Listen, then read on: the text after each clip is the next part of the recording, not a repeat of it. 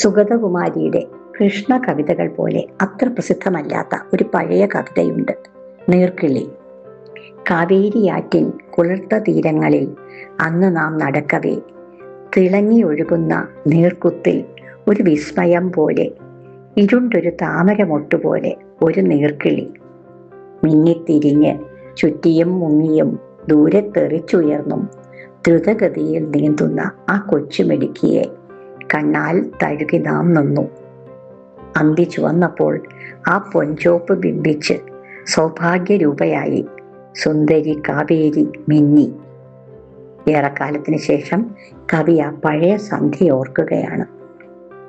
ഇന്നിതാ ജീവനിൽ അന്തിമയങ്ങവേ, മാനസം മ്ലാനമായി മാറവേ, ഇന്നിൻ്റെ വൻ തിരത്തല്ലിൽ മിഴിനട്ട് നിൽക്കവേ, സൗരഭം മാഞ്ഞൊരൻ പ്രേമവും ഞെട്ടറ്റൊലിച്ചു പോയിടവേ, കണ്ണുനീർ കുത്തിൽ കളിച്ചു പാഴും കൊച്ചു കൺമണി നിന്നെ സ്മരിച്ചതെന്തിനു ഞാൻ.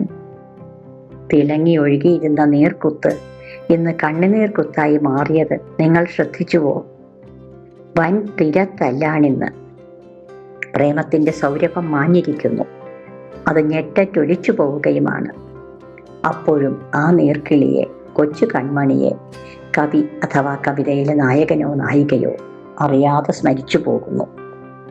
വെള്ളക്കുത്തിൽ തിമിർത്ത് നീന്തിയ നീർക്കിളി കവിതയിലെ നായകന് അന്ന് ആനന്ദം പകർന്നുവെങ്കിലും ഇന്നിപ്പോൾ ദുഃഖത്തിലാണ്ട് കിടക്കുന്ന ജീവിത സാഹചര്യത്തിലാണ് അതിനെ സ്മരിക്കുന്നത്.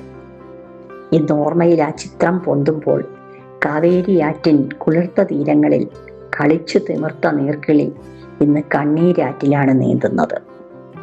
കവിതയിൽ പോലും ശുഭാപ്തി വിശ്വാസം കൈവരിക്കാൻ കവിക്ക് പറ്റാതെ വരുന്നു.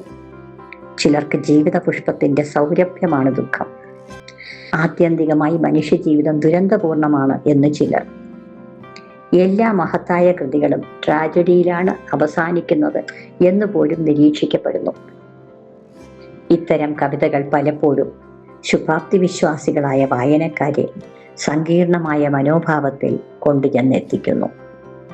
അങ്ങനെ വിഷമിപ്പിക്കുന്ന ഒരവസ്ഥയിൽ അവരെ എത്തിച്ചിട്ട് പിന്മാറുന്നത് കവികൾക്ക് ഭൂഷണമല്ല എന്നും ഒരു തിയറിയുണ്ട്.